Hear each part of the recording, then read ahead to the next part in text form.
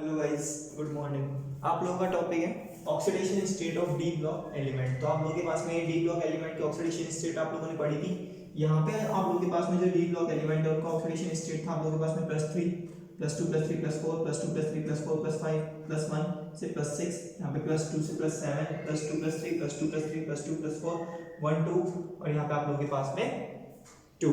तो ये क्या आप लोगों के पास में ऑक्सीडेशन स्टेट। अब इसकी अपन प्रॉपर्टीज पढ़ेंगे कि इन ऑक्सीडेशन स्टेट्स में क्या होता है। तो first of all D block element में मैक्सिमम जो अनपेयरिंग इलेक्ट्रॉन है वो कितना है आप लोगों के पास में 5। याद रखिएगा, डी ब्लॉक के अंदर जो अनपेयरिंग इलेक्ट्रॉन है वो कितना है आप लोगों के पास में 5। और मैक्सिमम जो ऑक्सीडेशन स्टेट होती है वो कितनी होती है +7। याद रखिएगा, Mn के थ्रू जो मैक्सिमम ऑक्सीडेशन स्टेट छोड़ी जाती है वो कौन सी होती है +7। इसके थ्रू आप लोगों के पास में जो Mn होता है वो जैसे जैसे उसका ऑक्सीडेशन नंबर बढ़ता जाता है एसिडिक कैरेक्टर इंक्रीज होता जाता है। तो लाइक अपन इसका एसिडिक कैरेक्टर अगर आप ऑक्सीजन के साथ में शो करेंगे तो देखिए ऑक्सीडेशन के साथ में इसका एसिडिक कैरेक्टर होगा आप लोगों के पास में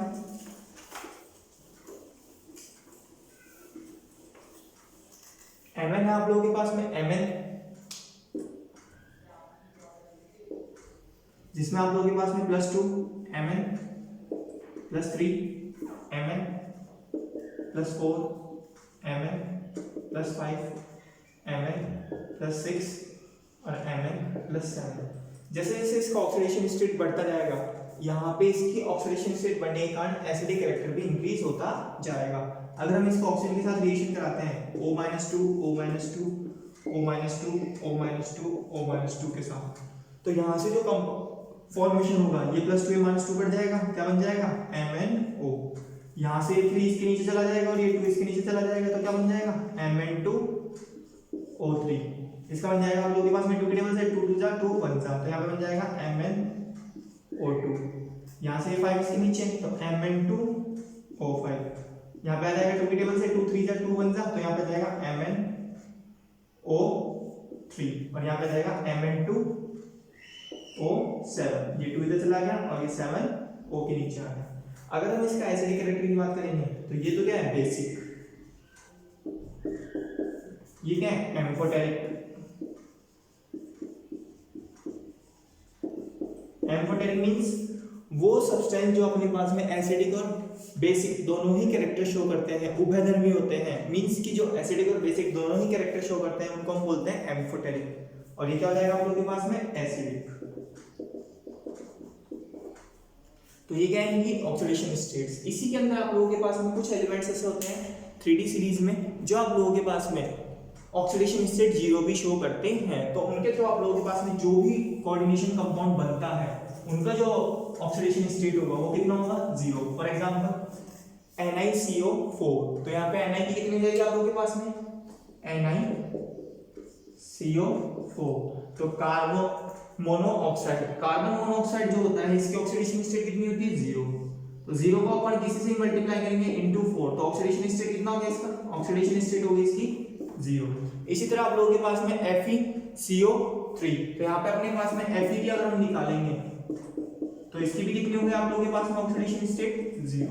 तो कुछ ही डी ब्लॉक एलिमेंट्स होते हैं जिनका कोऑर्डिनेशन स्टेट्स में क्या हो जाता है आप लोगों के पास में 0 होना शुरू हो जाता है। नेक्स्ट आप लोगों के पास में कैटलिस्ट प्रॉपर्टी, तो उनका है कैटलिस्ट प्रॉपर्टी। कुछ डी ब्लॉक एलिमेंट को हम किसकी तरह बिहेव करते हैं, कैटलिस्ट की तरह। तो catalyst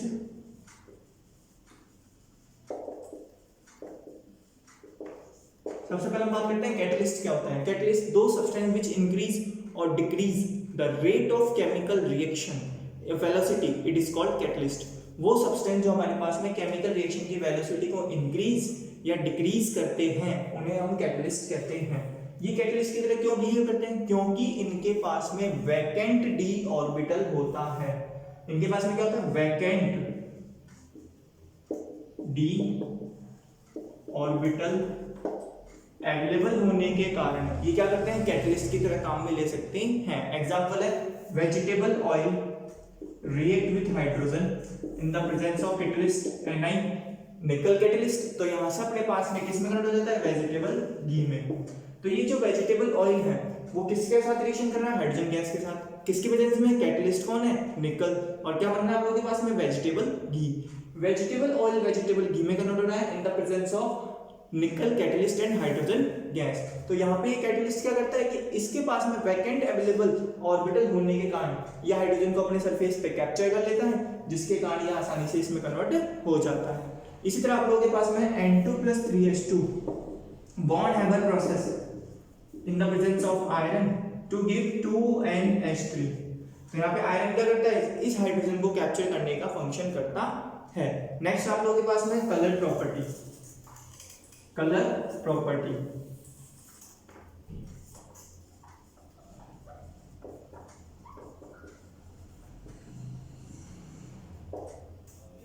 colour property D orbitals के जितने भी एलिमेंट्स हैं उनके अंदर वैकेंट डी ऑर्बिटल होने के कारण ये क्या कर देते हैं, इलेक्ट्रॉन्स का ट्रांजिशन शो करते हैं। क्या शो करते हैं, ट्रांजिशन ऑफ इलेक्ट्रॉन।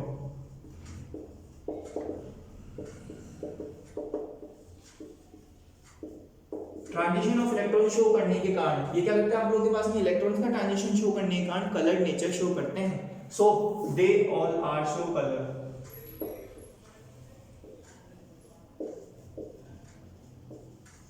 क्यों करते हैं, क्योंकि इनके अंदर डी ऑर्बिटल्स के अंदर दो एनर्जी लेवल फाइंड आउट होते हैं। एक तो होता है ऑक्टाहेड्रल के लिए, एक होता है टेट्राहेड्रल के लिए। तो फर्स्ट ऑफ ऑल अगर मैं बात करूं तो T2G और EG, तो यहां से इलेक्ट्रॉन्स का ट्रांसफर होता है। इलेक्ट्रॉन्स का ट्रांसफर होने के कारण ये क्या शो करते हैं, कलर्ड कंपाउंड शो करते हैं। इसीलिए इनको हम क्या करते हैं, कलर नेचर में यूज लेते हैं। नेक्स्ट आप लोगों के पास में मैग्नेटिक प्रॉपर्टीज। तो देखिए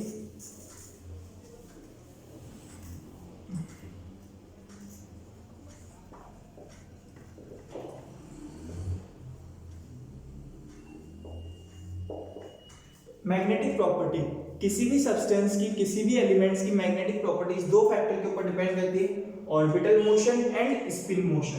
फर्स्ट है orbital motion, second spin motion.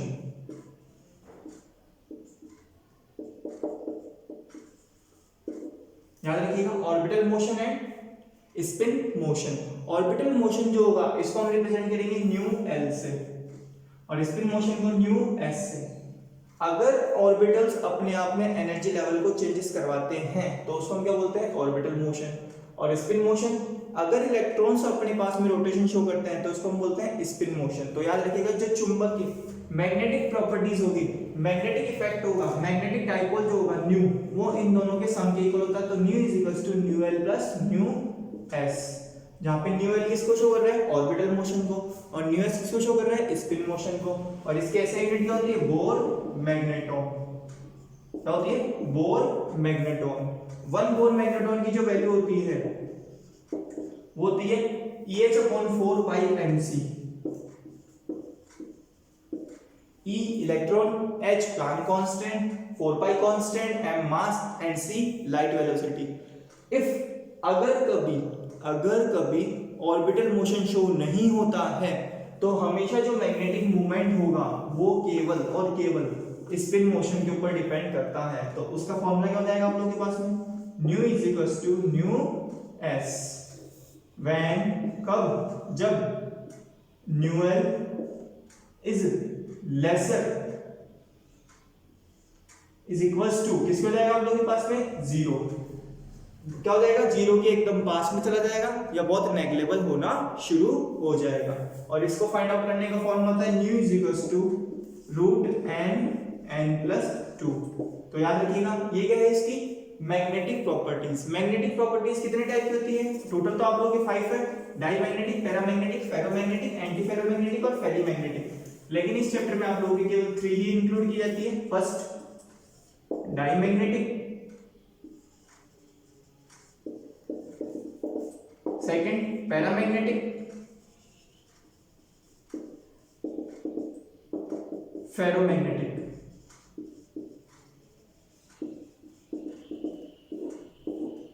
Diamagnetic, no unpair electron, इसके अंदर कोई अनपेयर इलेक्ट्रॉन नहीं होता है जिसके कारण ये कोई मैग्नेटिक प्रॉपर्टी शो नहीं करता है। पैरामैग्नेटिक कंटेन अनपेयर इलेक्ट्रॉन, इसके अंदर क्या होता है, अनपेयर इलेक्ट्रॉन्स होते हैं जिसके कारण वो मोशन शो करते हैं, और मोशन शो करते हैं तो इलेक्ट्रॉन्स का स्पिन मोशन होगा जिसके कारण मैग्नेटिक प्रॉपर्टी शो होगी। और ferromagnetic show strong magnetism, show strong magnetism. इनके अंदर स्ट्रॉन्ग मैग्नेटिज्म होता है। एग्जांपल आप लोगों के पास में आयरन, कोबाल्ट और निकल, ये क्या आप लोगों के पास में स्ट्रॉन्ग मैग्नेटिज्म को शो करते हैं। नेक्स्ट आप लोगों के पास में इंटरस्टेटियल कंपाउंड, इन्हीं की एक प्रॉपर्टीज होती है इंटरस्टेटियल कंपाउंड।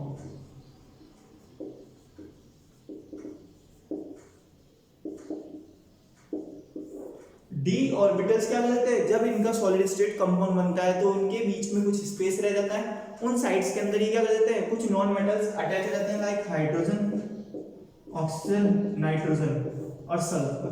ये क्या हो जाता है, अटैच हो जाते हैं, जिसके कारण वो इंटरस्टेटियल कंपाउंड्स का फॉर्मेशन करते हैं। और लास्ट इनकी प्रॉपर्टीज है कैटलिस्ट, सॉरी अलॉय। अलॉय क्या होता है, when mixing two and more type of metal and metal or metal and non metal to give alloy, like brass। brass क्या है, मिक्सचर है किसका, कॉपर और जिंक। जब दो या दो से ज्यादा मेटल्स को आपस में मिक्स किया जाता है तो अलॉय का फॉर्मेशन होता है। इसका यूज होता है आप लोगों के पास में ऑर्नामेंट्स वगैरह बनाने के लिए, ज्वेलरीज वगैरह के लिए। इसीलिए आप ये सारी क्या है आप लोगों के पास में डी ब्लॉक एलिमेंट्स की प्रॉपर्टीज।